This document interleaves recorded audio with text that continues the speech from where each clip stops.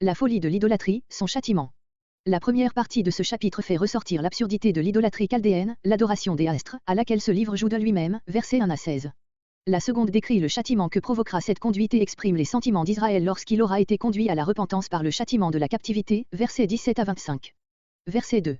La voix des nations, leur manière d'adorer la divinité. Les signes du ciel. Les Chaldéens confondaient les astres avec les divinités elles-mêmes qu'ils adoraient, ils attribuaient par conséquent aux phénomènes célestes, éclipses, conjonctions, comètes, etc., une influence décisive sur la marche heureuse ou malheureuse des événements. Le prophète désire affranchir les Israélites de la crainte superstitieuse qui était l'âme d'une telle religion. Ils doivent apprendre à ne se sentir dépendants que de l'Éternel seul. Sans doute, certains passages des prophètes annonçaient que le jugement final serait précédé de signes dans le ciel, Joël 2.24-32. Mais autre chose est d'attendre sur la foi de la prophétie les grandes crises qui doivent mettre fin à l'économie actuelle et autre chose de consulter les phénomènes de la nature pour en tirer des présages. Verset 3. Les statuts des païens, les rites fixés pour le culte de chacune de ces divinités et les règles d'après lesquelles on interprétait les présages. Ce n'est que du bois. La vanité de ce culte est prouvée par celle de l'idole elle-même qui n'est qu'œuvre d'homme, bois et métal travaillés à la main. Verset 4. Comparez Ésaïe 40.19-20. Il y a une ironie sanglante dans cette pensée que des dieux ont besoin d'être vêtus et parés par ceux qui les adorent et qu'il faut des clous pour les affermir sur leur piédestal. Comment se peut-il que des idées si simples aient échappé au génie des peuples les plus illustres de l'Antiquité? C'est que la folie du péché peut s'allier au développement scientifique, artistique ou politique le plus avancé. Verset 5. Comme un poteau. Ces mots ont été traduits de deux manières, comme une colonne faite autour, ou, comme un poteau dans un champ, etc. Nous avons adopté cette seconde interprétation, comme la plus conforme au contexte, ne vous laissez pas épouvanter par ces dieux qui sont aussi impuissants que les mannequins dressés dans un champ pour épouvanter les oiseaux, Ésaïe 40.23, Ésaïe 46.7. Verset 6.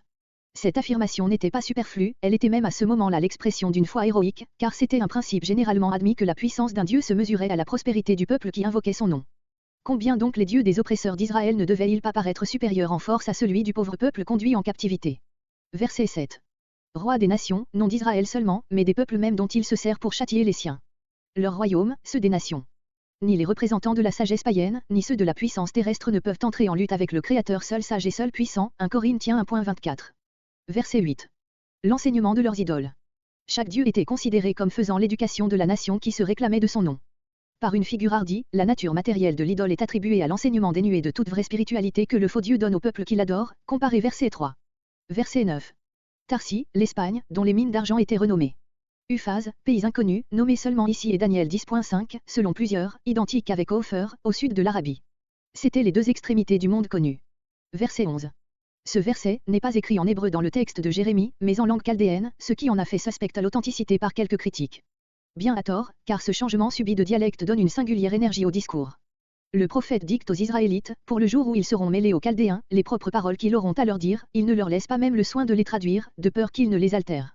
Il fait annoncer par les futurs captifs de Jude aux Chaldéens tout-puissants, adorateurs de dieux impuissants, que ces dieux et leurs adorateurs disparaîtront. Verset 13. Ces phénomènes effrayants de la nature ne peuvent inspirer l'effroi à celui qui se sent en communion avec le vrai Dieu, maître de l'univers. Contraste frappant, d'un côté, le Dieu qui parle dans l'orage, de l'autre, l'idole fabriquée par l'un de ces hommes que fait trembler l'orage. Verset 15. Au jour de leur visitation. Par le jugement qui frappera ces dieux, le prophète entend le jugement des peuples qui les adorent. Verset 16. La part de Jacob. Comme dans Deutéronome 10.9, Deutéronome 18.2, l'Éternel est appelé la part de Lévi, de même il est désigné ici comme la part du peuple entier.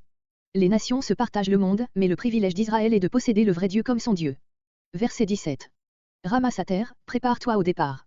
Assiégée, la nation tout entière, représentée par Sion, sa capitale, où les habitants des campagnes se sont réfugiés. Verset 18.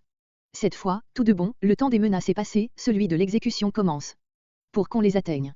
Plusieurs traduisent, de façon qu'ils apprennent à trouver, leur Dieu. Le sujet serait dans ce cas, les Israélites, mais nous croyons plus naturel d'envisager comme le sujet, les ennemis de Jude. Ils finiront par atteindre leur proie, l'assiégé du verset 17. Verset 19. Malheur à moi. La nation captive parle ici par la bouche du prophète. L'épreuve l'amène enfin à la repentance. Le premier signe de ce retour au bien, c'est qu'elle accepte avec résignation la peine qui la frappe. C'est là mon mal, c'est le mal que je me suis attiré. Le prophète et les fidèles s'unissent avec toute la nation coupable dans ce sentiment d'humble soumission au jugement divin. Verset 20. Mes fils, les membres de la nation. Verset 21. La cause principale du malheur d'Israël est d'avoir été mal dirigé par des chefs insensés. Agis habilement. Le mot hébreu signifie à la fois être habile et prospérer. Verset 22. Le tumulte de l'armée ennemie qui arrive du nord. Verset 23. C'est de nouveau le peuple qui prend la parole, comme au verset entre 19 et 20. Il reconnaît encore une fois que son lot, heureux ou malheureux, lui est dispensé par une volonté souveraine. Ce qui lui appartient, ce n'est pas de le déterminer, mais de l'accepter. Toutefois cela ne l'empêchera pas de faire appel à la miséricorde du Dieu qui dispose de lui. Verset 24.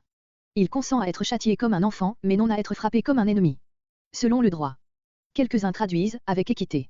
Cette explication ôte au mot droit son sens naturel. Il faut interpréter ce terme par son opposition au mot colère. Il pourrait désigner la promesse de pardon et de salut renfermée dans l'alliance, qui constituait un droit pour Israël, 1 Jean 1.9, c'est là un motif que les païens ne pouvaient alléguer en leur faveur, verset 25. Ou bien, si le mot colère désigne les jugements d'extermination sommaire exercés dans certains cas, Sodome et Gomorrhe, les Cananéens, l'expression, selon le droit s'appliquera à un jugement modéré dans lequel Dieu tient compte de toutes les nuances de culpabilité et épargne par conséquent le reste fidèle, qui demeure toujours en Israël. Verset 25. Verse ta fureur.